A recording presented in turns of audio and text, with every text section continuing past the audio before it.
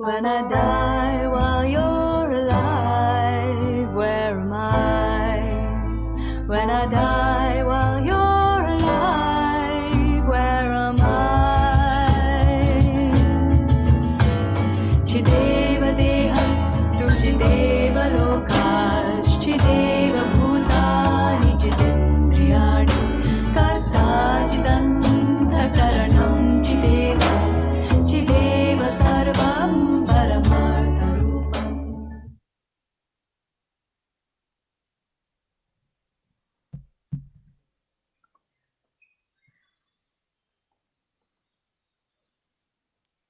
Om Shanti.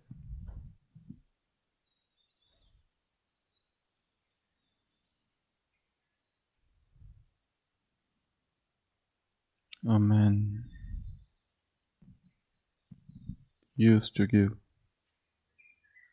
public moral and spiritual speeches. One day he came home exhausted, jaded.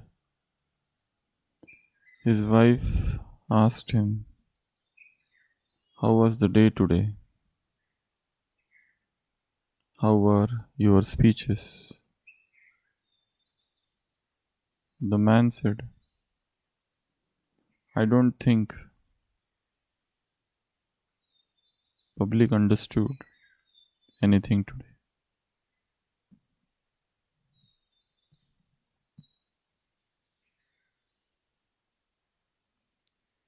His wife asked,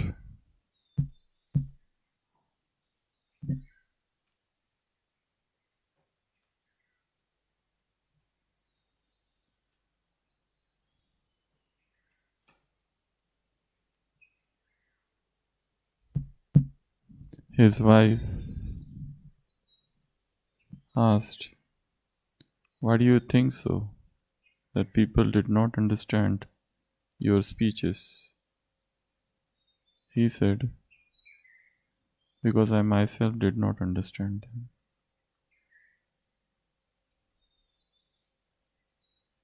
This is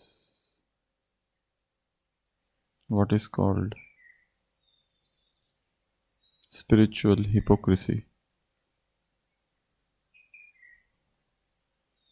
There is a gap in speech and action.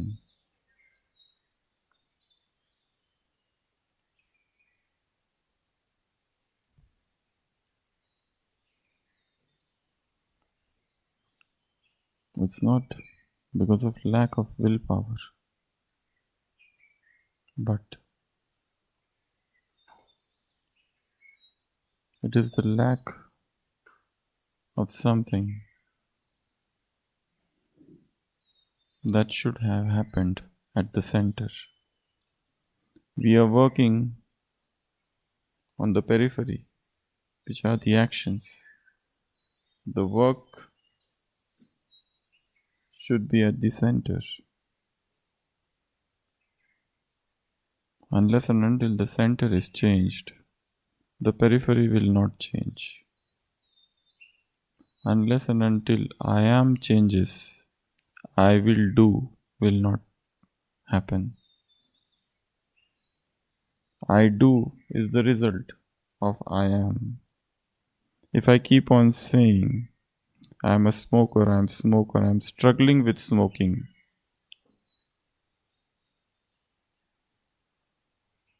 you are still creating a state of struggle. Unless and until the internal blueprint changes, there is no question of change of the periphery. It is the identity shift which is needed. It is not that because of there is a lack of willpower. If I keep on saying, I want to exercise, but I don't do it. I am struggling with exercise. I want to run, but I find it difficult. So it would be very difficult to start running. And it also doesn't mean that you lack willpower. It is not the lack of willpower, it is the lack of identity. It is the misplaced identity. When you say, I am a being of light, everything would fall in place. Definitely, you will not eat that which will make you heavy. I am a being of light. Automatically, you'll start running. When I say that I am full of light, all those feeling of tiredness, exhaustion would disappear because I am working at the center. When I say that I am an energy miser, I am working on my energies. Definitely, I will not waste my energy in frivolous, in trivial things, in wasteful things, in digital nonsense. When I work on energy cultivation, I realize every bit, every iota of energy is so important. I cannot waste my vision on petty things.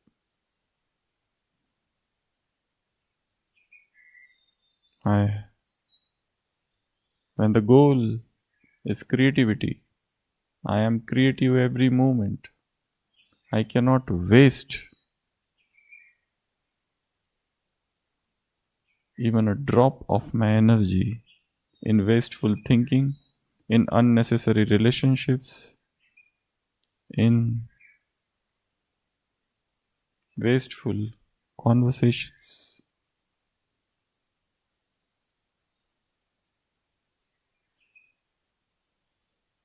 In futile indulgence. That's why most of the artists, most of the sculptors, most of the painters, most of the singers remained unmarried. Why? Because they were so much involved in their energies, in the refinement of that energy, in their devotion to their art, that they lost that desire.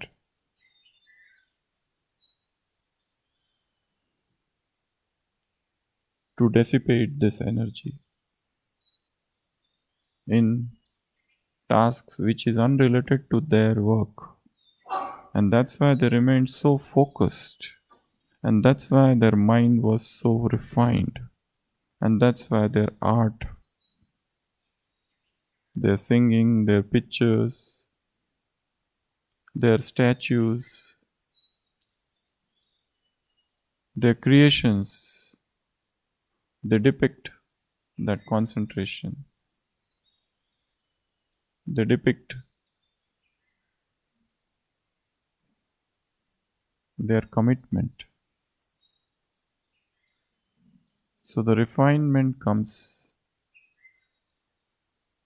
when there is absolute focus.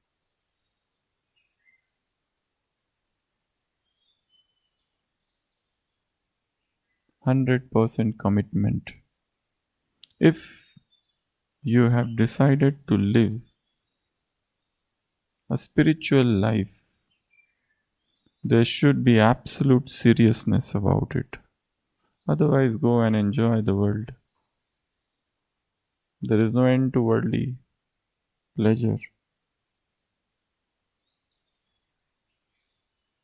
But if you have decided to go for a spiritual life, create that thirst, that curiosity to touch the ultimate, the highest. the essence. Let there not be any confusion now. If you have decided to go for path A, forget path B, forget option B. Let option A be your end all and be all. Everything. Just progress.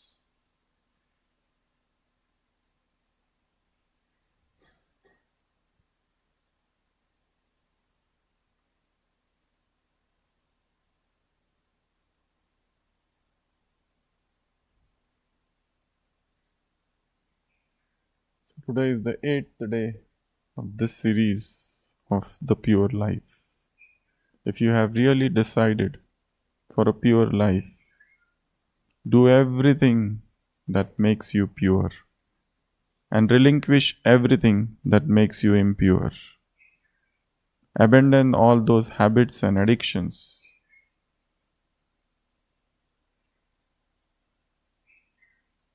that drain your energy. Purity is nothing but energy cultivation. Brahmacharya is nothing but conservation of life energy. When that energy is focused, the same energy which is lust moves up and becomes ojas and tejas. The same energy becomes the focus, the same energy becomes the concentration of the mind. And with that concentration, you can achieve anything. You can become the best speaker, you can become the best reader, you can become the most beautiful singer, a painter, a dancer, a writer, an author.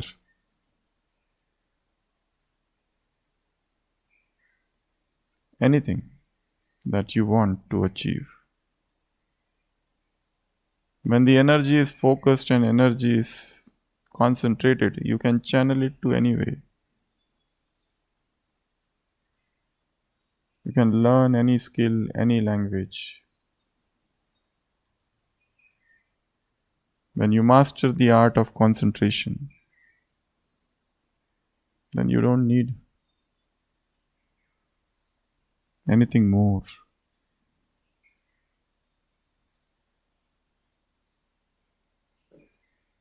The first point is hypocrisy of mirror.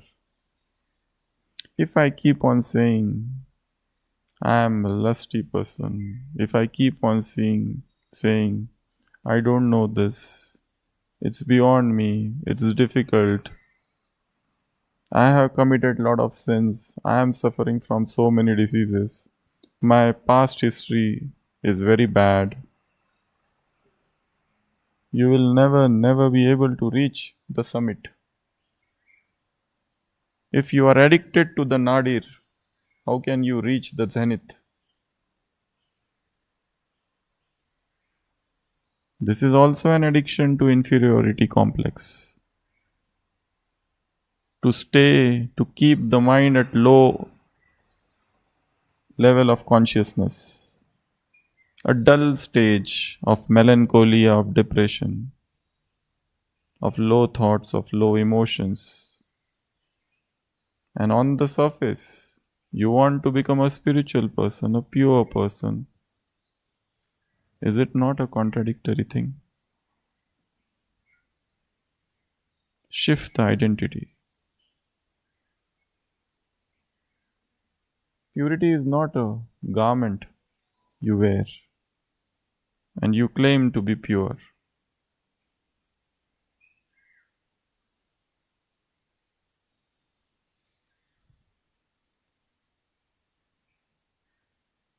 Purity is the mindset.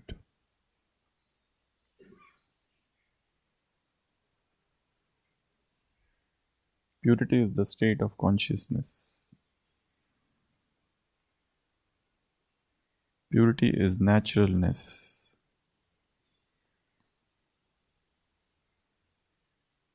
It is not a force. It is not repression. It is not something which is thrusted upon the soul. It is the natural blooming of the soul.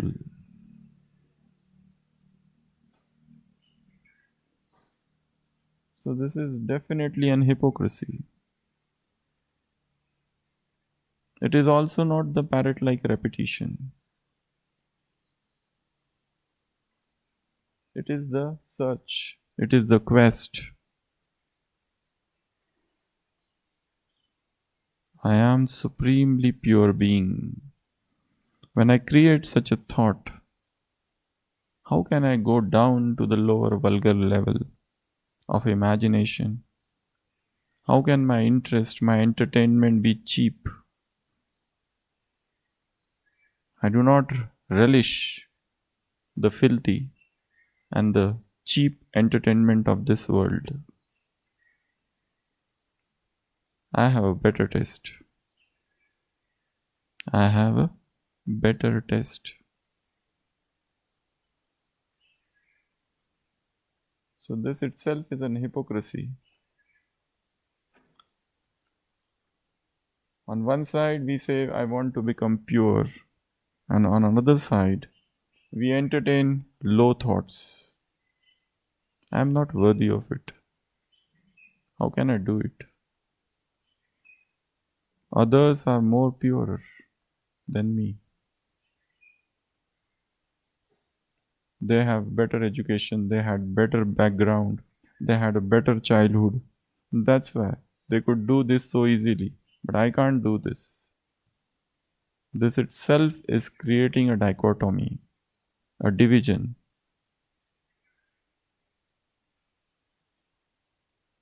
A conflict. Purity is not the stage of conflict.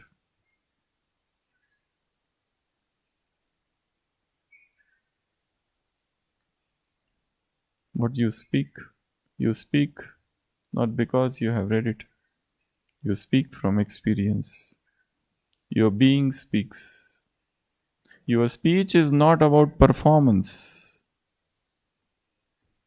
It's an wake-up call for the souls.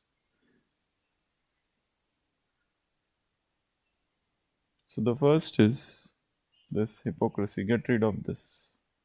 Work at the center, not on the periphery.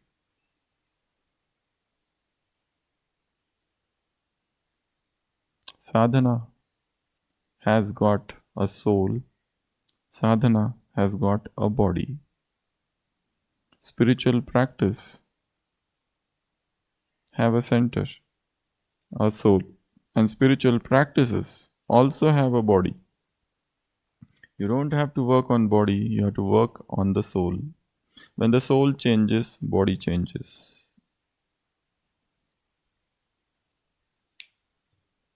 There's a beautiful poem on children. If a child lives with criticism, he learns to condemn.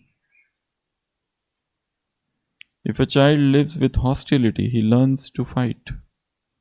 If a child lives with ridicule, he learns to be shy.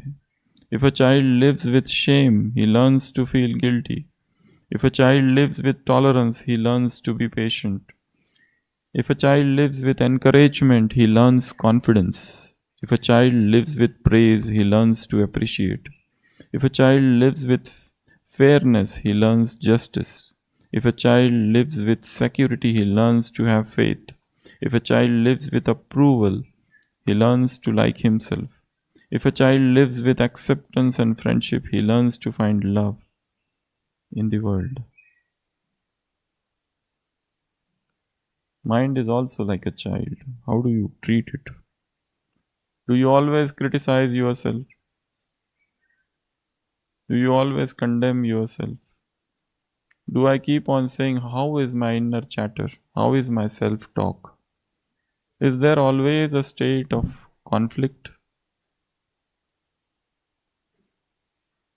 There was one 10-year-old child. He used to love singing.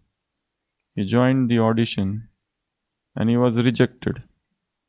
They said, your voice is like a voice of the wind hitting the wind shutter. But his mother was poor lady, a peasant, very positive. She knew the child's art. She encouraged him. He kept on singing. and he became the greatest singers of this world. Enrico Caruso, the first international recording star of this world.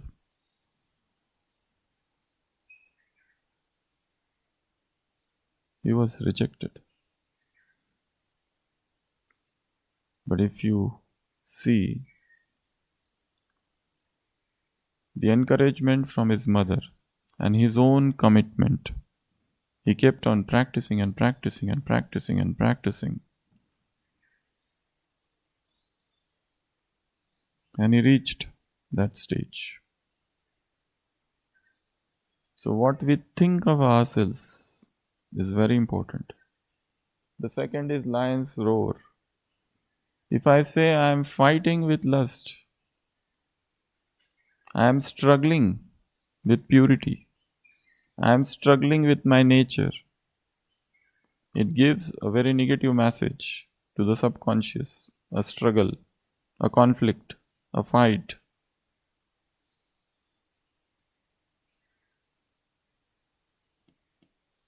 Purity is the roar of a lion.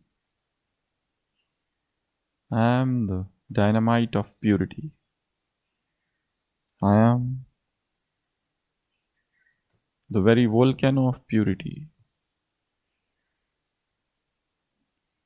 I am already pure. There is no question of I becoming a pure. What purity you want to achieve? I am already pure. The goal is just to manifest it. It is something. It is not. It is an emperor who has forgotten his empire.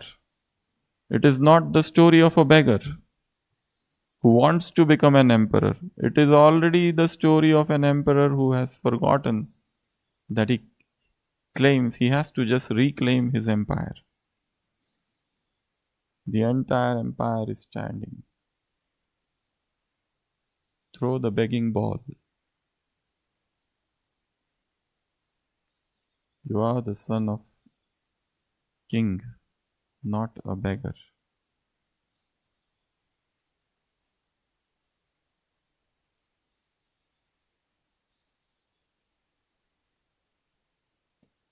Let the roar come out from within. Drop all the words that bring you down.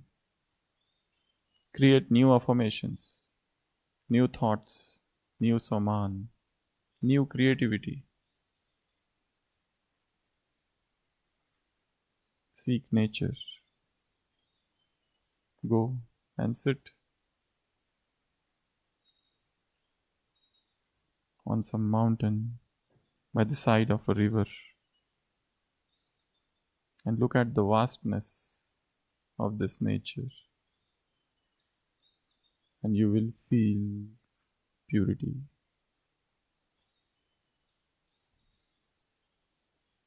The third is the blueprint of the soul. This needs to be changed.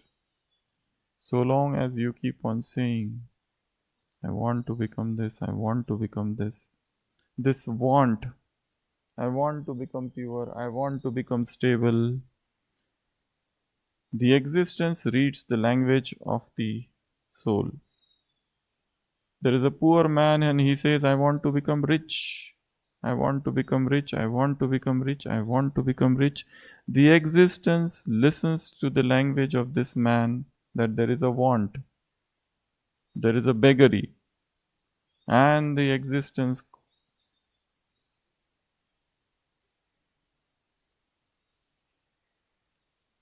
plots to make that person all the more poor. But when you say, I am rich, existence reads the language of richness, and things and situations are created that make you all the more rich. It is not the lack of willpower. A smoker says, I am trying to give up smoking. I am trying to give up smoking. It is not the lack of willpower, because The very blueprint is the same. Absolutely change the language. The absolute change of language is needed. So purity is change of language, mental language. Purity is coming back to the center. Purity is the naturalness, is the natural blossoming of the soul. So when you start working on who am I, then what you want to become is the result. I have to work on I am, then I do comes. I am light. So automatically I do everything which makes me light. I eat only lighter things. I don't eat heavier things that make me heavy. Because I have seen the result. When I eat particular thing that makes me heavy, my thinking is clogged. My churning is misty, hazy.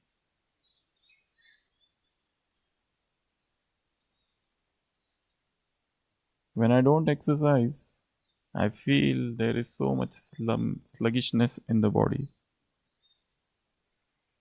So I don't exercise because I want to become a bodybuilder. I exercise because I love rhythm. The body loves movement.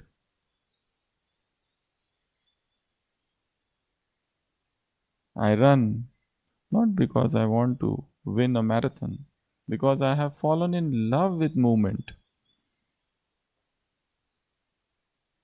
Running itself is a meditation, a rhythm meditation, a breath awareness, a dynamic Rajyoga.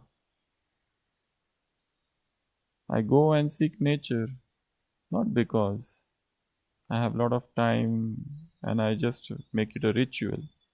I love the silence, the solitude, because that helps me go within myself.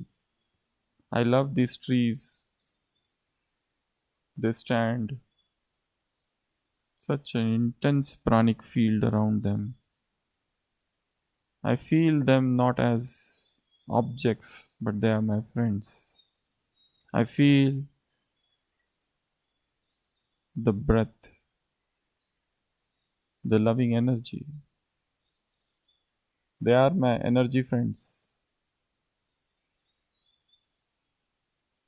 I work, I serve souls, not because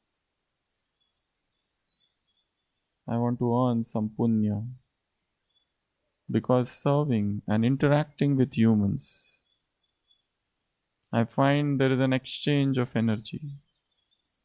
Their blessings become my food. We are working on energy, not on food. So energy comes from everywhere. Energy comes from when I walk barefoot. The energy comes from earth. When I look at sun, the energy comes from sun. When I write, the writing itself is an energetic practice. When I breathe, it is an energy. When I watch, when I see, when I move, when I take bath, everything is spiritualized. When I sleep, my sleep is a meditation. Each and everything I do, I sit and I listen. It is a meditation. I speak, it is a meditation. My speaking and my listening are one. My sleeping and my waking is one. My serving and not serving is one. One homogeneous thing where everything is aligned. Thinking, speaking, doing. Drishti, vritti, kriti. Everything is filling me with divine joy, with divine bliss, with divine happiness. I don't have to make efforts to drop that which is undivine. I am not struggling with lust. When you create a thought, I am a high vibrational being, how can I do anything which will create low vibrations? How can I be jealous How can I be angry? How can I be lustful? How can I waste my time in cheap pleasures? Automatically, the consciousness is at a lofty level. When you taste something higher, how can you go down and taste that which is lower? So it is just working on your taste. I have a better taste. Shanti.